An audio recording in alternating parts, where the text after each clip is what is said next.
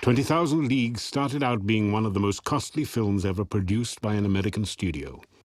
The picture took 2 years to make. It took a year to prepare it, 6 months to shoot it, and 6 months to edit and do all the post-production. By the time it was completed, its budget overruns made it the most expensive motion picture ever made up until that time. In fact, the eventual negative cost was $5 million. Now, that's exclusive of prints and advertising and what have you. That's just production costs. But now you've got to sell the film. There was a big advertising and promotional campaign, and as a result, the interest in this film, even before it opened, was considerable. By the time it reached movie theaters, the expense of prints and the biggest advertising campaign Hollywood had ever seen drove the cost of the film closer to $9 million and was considered by most in Hollywood to be one of Walt Disney's biggest gambles.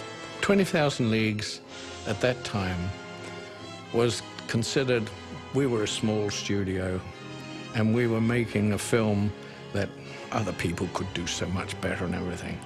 Well, they reckoned without Walt Disney. He thought beyond what was current and choice. He went the next step further, and not only in his mind, but his execution. So we're talking about imagination, vision, and the ability to be able to do it. The picture came out and was an enormous success. 20,000 Leagues Under the Sea went on to become a worldwide box office hit, proving tremendously popular with audiences and critics alike. It won 2 Academy Awards for art direction and special effects. I can remember sitting at home in front of the TV screen, 1954, black and white screen, just all excited, waiting, and sure enough, they announced the winner, and it was my dad. I feel that now I am recognized as being the director of the film. When we made the picture, Walt had this legend around him that he did everything on the film. So when the picture came out and was an enormous success, Walt Disney got a lot of the recognition.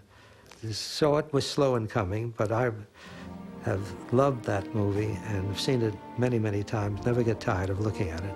It's one of the pictures that I'm most proud of, because it seems to have turned into a classic. I haven't met anyone that hasn't seen the picture, from the smallest child to the oldest person. They all recognize it immediately when you mention the title, and they know who's in it.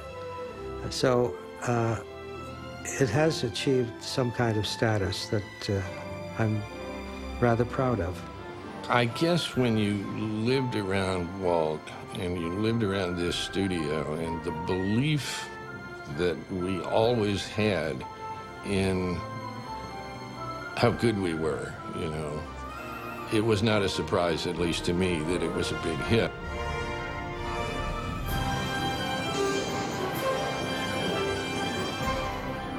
Well, 20,000 Leagues was a major success for Disney. It changed how people looked at that studio, and for my dad, it was the beginning of a 22-year career with Walt. A good movie is something that takes you out of yourself and puts you in place of the world that you see on the screen. And I think 20,000 Leagues Under the Sea does that. The roles the actors played, nobody else could play or ever will play. They are all perfectly suited for the parts, and they gave landmark performances. There have been a few attempts at remaking the picture, and they don't work because they don't have James Mason playing Captain Nemo. You continuously disobeyed my orders. Oh, me? Kirk Douglas as Ned Land. That's the spy now. And I thought we were friends. Peter Lorre as our Conseil. Hit me. You mean that? Sure, go ahead, you can't miss it. Now we are friends. We knew we had a good picture. A dramatic film. A good picture. A dramatic film that is still remembered as an icon of that period. Giant squid astern, sir. I really don't think I would do anything differently. I just think I did the best. I don't know how to do it better. Let's say that.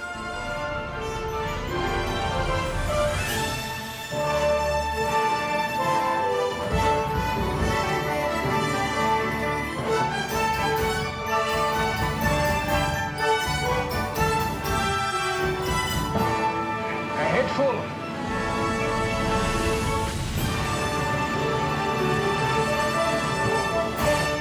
We had to go on a weekend down to Cucamonga. It was agony for me most of the time. I even threw up inside of an aqualung. You know, once my friend Burt Lancaster introduced me in New York at a big dinner, and I was going to receive an honor. And he said, Kirk Douglas would be the first to admit he's very difficult. And he paused and said, and I would be the second. But the squid, I don't think it's printable, what we call it. I have pictures of me working, that go in my book, by the way. I'm having a book. Did you know that? How do you direct underwater? Like soggily, I guess, is the way to describe it. I think a lot of people went in thinking, what's this? Is this going to be any good?